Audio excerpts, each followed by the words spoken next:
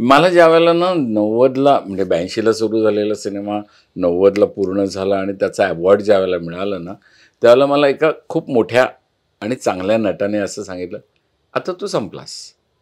म्हटलं, "का?" म्हणजे तुला अवॉर्ड मिळालं ना. हां. अवॉर्ड मिळालं, की इथले लोक त्या नटाला घ्यायला घाबरतात निर्माते. म्हटलं, "असं का होईल?"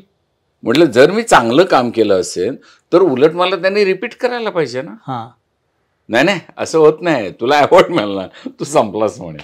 हे अत्यंत मोठ्या नटाचे शब्द आहेत अच्छा. आणि त्याचा अनुभव घेतला मी पुढे.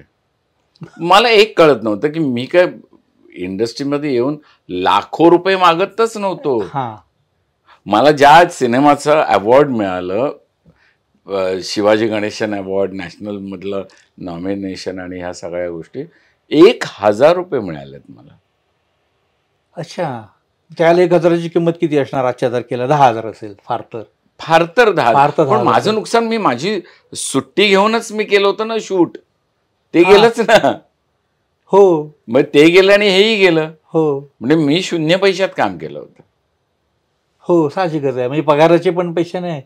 सुट्टी गेली सुट्टी गेली. आणि पण मला एकच असं वाटत होतं, की काहीतरी एक वेडाने झपाटलेली माणसं काम करत होती. त्यांचा त्या वेडेपणाचा भाग मी झालो होतो हां. आणि मला ते आवडलं होतं. जर अशोक सराफ तंबूत राहून आमच्याबरोबर तंबूत राहत होता.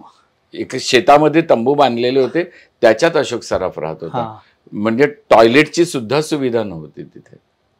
पण अशोकजी राहत होते तिथे आणि त्यांनी सबंध पिक्चरला सपोर्ट केला. ज्यावेळेला रंजनाताई मध्येच फेरी मारायला यायच्या, पैसे घेऊन यायच्या, कवठेकरांच्या हातात द्यायच्या. कारण त्यांचं त्या सुपरस्टार होत्या हो, त्यावेळेला. हो, हो. त्यांचे सिनेमे चालू होते. हो. त्या पैसे घेऊन यायच्या, द्यायच्या. त्याच्यावर सिनेमा चालू होता. मग त्या ह्याच्यामध्ये आपण म्हणजे आपलं योगदान हेच आहे, की आपण काम करायचं. आणि निळू फुले पण होते ना. निळू फुले होते, रामनगरकर होते. हो.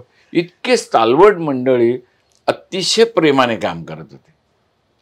हां, म्हणजे तू नवीन असल्याचं तुला त्यांनी कुठेही येऊ दिलं नाही.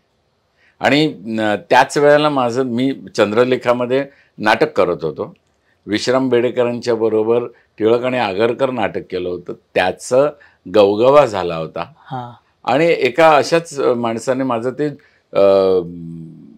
झुंज नावाचं यांचं मधुकर तोरडमलांचं नाटक होतं. हां. झुंज हां. चंद्रलेखाचं. त्याच्यामध्ये एक दलित मुलगा असतो आणि वडिलांच्या बरोबरचा संघर्ष होतो.